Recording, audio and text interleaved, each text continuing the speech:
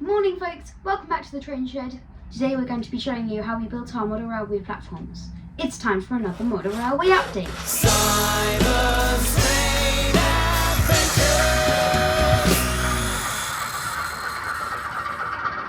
Here's an overview of what's going to be our station area on the model railway layout. And today we're going to be building some platforms to go into these spaces. The platforms start just here. There's going to be ramps at each end, and it's going to go straight down and then round the corner, and there's going to be another ramp on the other end. Got my foam board outside on my workbench. First of all, I'm going to mark it up. Always use set squares when it comes to working. And then I'm cutting it into the straight sections of platforms in single thicknesses.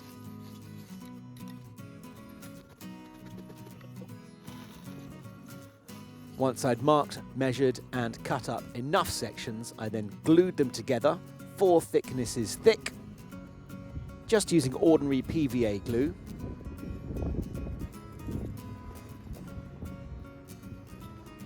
And I did these up tightly in the workbench clamp to make them dry as straight and flat as I could. While those were drying, I moved on to making the platform edges. I'm using Slaters 4mm brick plasticard to make these. I did a test section in one corner to see what the painting could look like, and I thought it looked pretty good. Pretty decent. So I'm going to show you the painting technique I used here. First, I'm going to cut them into 20mm wide strips, which is the height I want my platform to be. Then it was time to paint. The first paint I used is number 2405 Rail Match Dark Rust Acrylic. I covered all the strips with this colour. When it was dry, I went over with another layer using the Vallejo Beige Brown colour. And the intention with this was to create different areas of different colours of brickwork. So I painted it on top, and then I used kitchen towel to wipe some of it off again to create different variations in brick colour. Once all this was dry, it was time to put on a layer of a white colour to make the mortar. For this I used this old unidentified paint pot I found in a tin from about 30 years ago. It might be an old Citadel colour because it was in a tin with other Citadel colours, but I'm not really sure what it was. It's more sort of cream than white, but it seemed to do the trick rather nicely. So I spread this on and then wiped most of it off with the kitchen towel. But the section in the mortar grooves remained. It may look a bit bright at this stage, but with weathering later, it looked better. Slurp, slurp. Make sure to stay well lubricated with tea. Here you can see the formers for the first section of the station platforms in place, just to check they all fit and all the clearances are fine.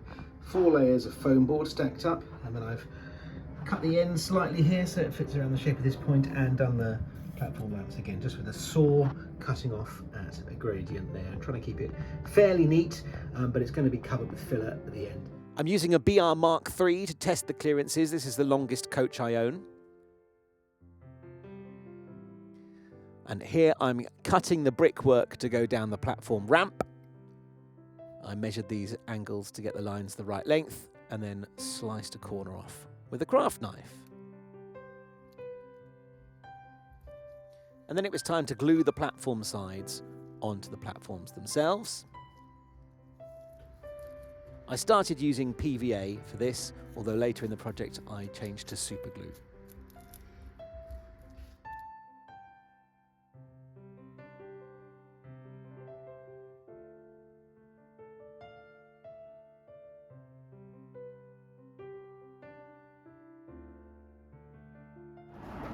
To make the large curved section, I'm going to start by sticking 4 bits together and then use a jigsaw to cut the shape out of it that I want. It's going to work. I needed a great deal of PVA to glue these 4 sections of foam board together. I started off trying to do this with a tiny glue spreader, but obviously the larger piece of foam board was more effective.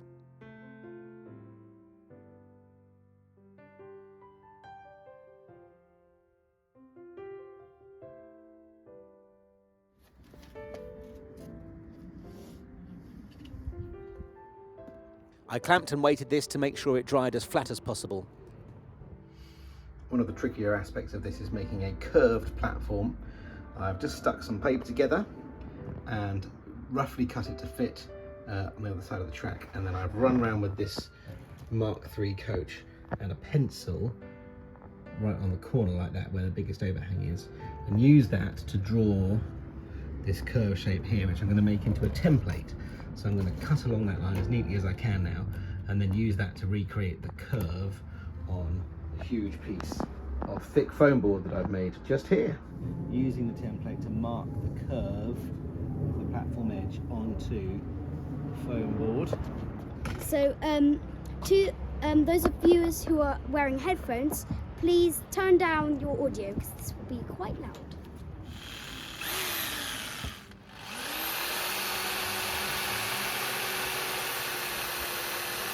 Cutting the foam board does generate a lot of mess, so do be prepared to sweep all that up later.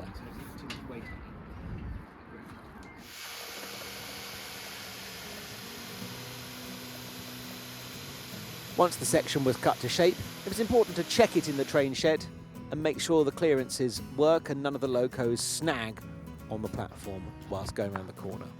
He is back again. A bit more difficulty fitting in. The platform is in. It'll take a few goes to get it cut down nicely, and we're just doing some extensive testing. Ballymoss. With what, Simon? Ballymoss, our Which is Deltic. our Acura scale Deltic. This is one of our longer locos. Just keen to make sure that nothing snags on this curved platform as it goes round. Yes, please. Give it a toot.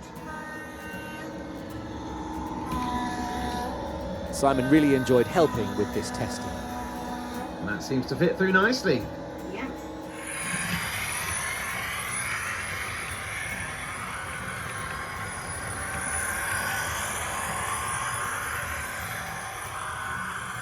Then it was time to paint the platform edging strips. This is a different Slaters plasticard sheet. I'm going to do 3 coats on this as I did with the brick, starting with the dark grey. The second coat was Vallejo medium grey. I did a small area and then used the same technique as before of wiping it off with kitchen towel to create the variation in colour. And then the cream colour again to create the cement.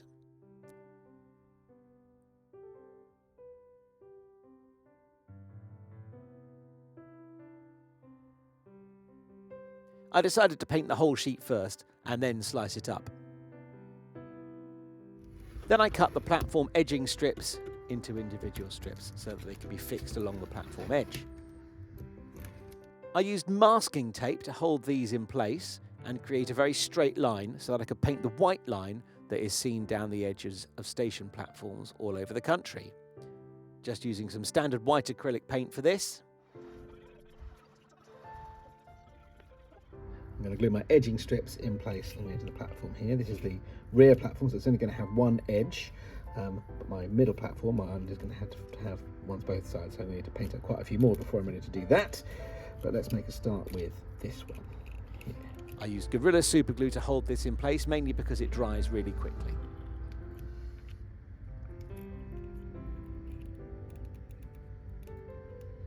I spread it out with a needle. That's good. And then held the edging strips on whilst the glue dried.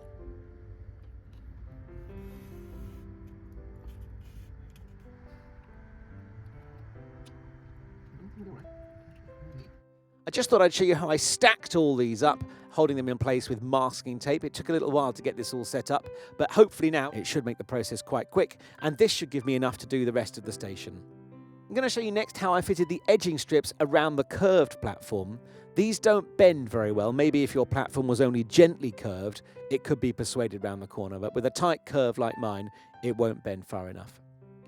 So the way that I came up with to make these fit was to cut these strips into their individual tiles and glue them down one at a time. This was quite a time-consuming process.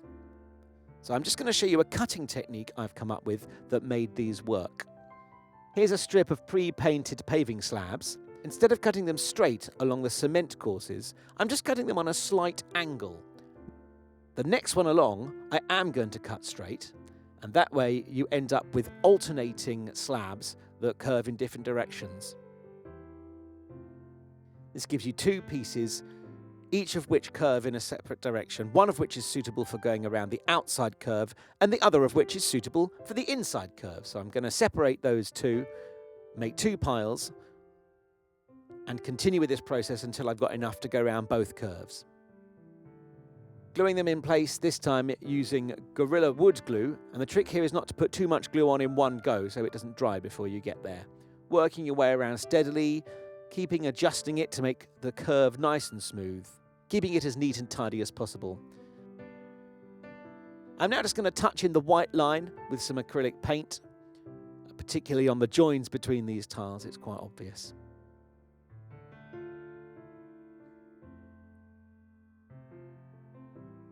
Then it was time to mix up some filler to fill in the platform top sections. I just use ordinary Wix domestic filler for this. I find this very easy to work with and reasonably easy to get a nice flat surface with. Well, I took this section outside to do because it needed quite a lot of filling. But after a few goes of filling and sanding, I was able to create a nice flat platform surface that I was very happy with. Some of the white lines got rubbed off in my attempts to keep plaster off the edge of these, so those are going to need repainting before they're done. This is the same dark grey acrylic that I used for the first coat on these tiles. I'm using that as a first coat on the platform surface. One thing that I have noticed is that this foam board has got a bit bent. It's not as flat as it was when I first started, so it will need to be glued and weighted into place to hold it nice and flat when I'm ready.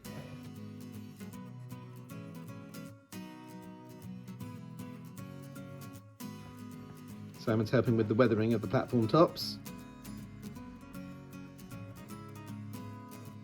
This is a thin black wash made of watered down black acrylic paint, and Simon's brushing it on and spreading it all around the platform surface to make the colour darker.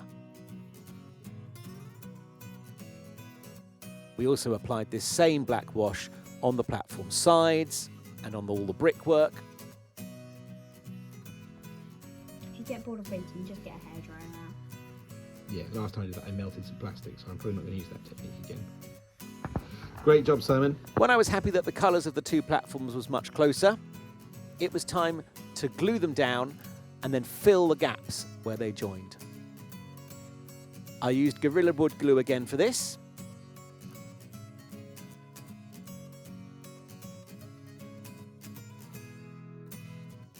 And then I used the weights to hold them in place and to make them dry as flat as possible.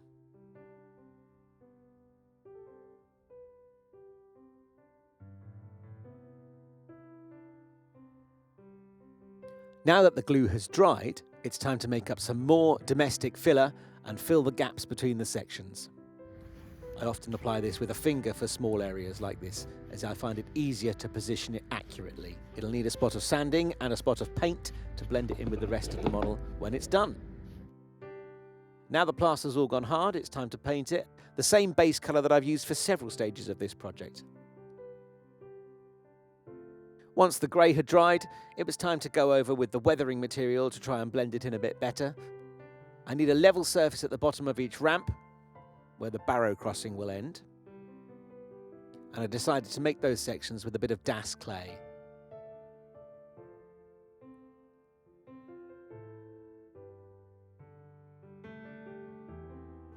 You can see our station platforms are glued down in place now and pretty much finished. We're starting to add some more decoration and station furniture. We've got these a limited edition Charles Collect wagon. very nice. We've got these hedges along the back. We're going to show you how we made those in a separate video. And there's lots more station furniture to go on yet. Like a 3D printed bench. Plus we've got these Metcalfe station buildings just holding the place for now. We're probably going to replace these with something that looks a bit more Great Western. So we've got lots more decoration to add. But that's the way our station platforms are now looking. So now we're going to do some running session and run some trains through.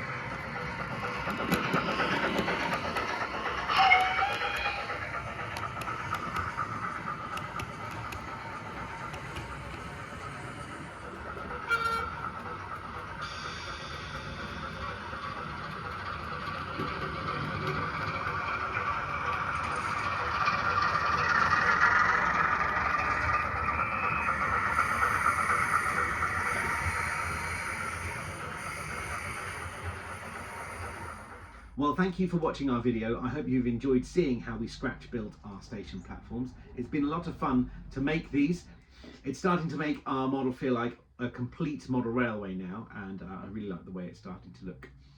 If you have a go at a project like this, please let us know in the comments, or if you've got any suggestions of how we could improve it, then also please get in touch and let us know in the comments section below. Simon, what rating would you give the station platform? About a 0. Gazillion. 0 gazillion is still 0. Oh. Then a 1. A 1? Quintillion. 1 quintillion out of 10. Out of 10? Thank you. No, out of 1. 1 quintillion out of 1. That is a good rating. Thank you very much. And do you have a one-word review for us? Denominator. Do you want to say that it doesn't get much better than that? Yeah. Well, that's what I was thinking.